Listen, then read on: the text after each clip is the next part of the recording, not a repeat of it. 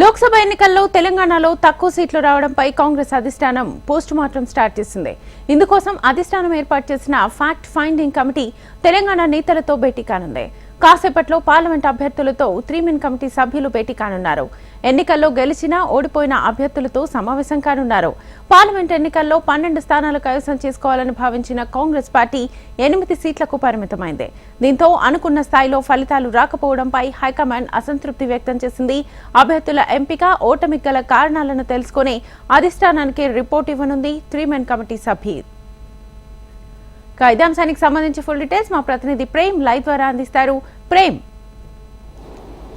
శ్వేత, ఇప్పటికే గాంధీ భవన్కు ఒకవైపు పార్లమెంట్లో పోటీ చేసినటువంటి కాంగ్రెస్ గెలిచిన ఓడిన అభ్యర్థులంతా కూడా ఒక్కొక్కరుగా గాంధీ భవన్కు చేరుకుంటున్నారు. ఇప్పటికే అయితే హైకమాండ్ నిర్దేశించినటువంటి కమిటీ 3-మెన్ committee fact finding committee parliament ఎన్నికల్లో కాంగ్రెస్ పార్టీకి సంబంధించినటువంటి అభ్యర్థుల ఓటమి గెలుపులపై అయితే నియమించినటువంటి కమిటీ ఫ్యాక్ట్ ఫైండింగ్ కమిటీ ఇప్పటికే కొద్దిసేపటి క్రితం గాంధీ భవన్కు చేరుకుంది. ముఖ్యంగా ఏఐసిసి రాష్ట్రంలో కాంగ్రెస్ పార్టీ అధికారంలోకి వచ్చిన తర్వాత జరిగిన 3 నెలల్లోనే ఏఐసిసి అనుకున్నట్టుగా మరొక వైపు టీపీసీసీ చెప్పినట్టుగా 12 స్థానాల్లో మేము గెలుస్తామని చెప్పేసి టీపీసీసీ కూడా ఏఐసిసికి హామీ ఇచ్చింది. ఇచ్చినటువంటి హామీలో 8 సీట్లు మాత్రమే గెలిచింది. 4 సీట్లలో కాంగ్రెస్ పార్టీ ఓడిపోయడం జరిగింది.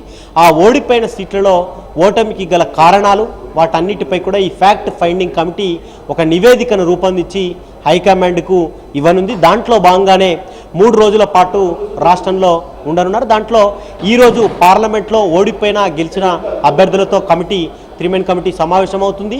రేపు ఏదైతే ఎమ్మెల్యేలు కానీ కాంగ్రెస్ పార్టీ నుంచి పోటీ చేసినటువంటి వారందరితో రేపు సమావేశం ఉంటుంది.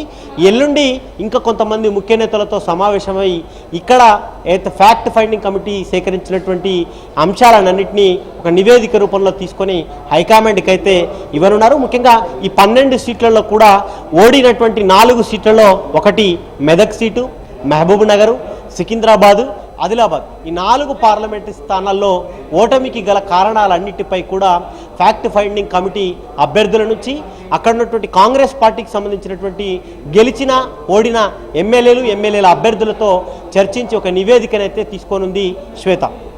Right Prem, thank you.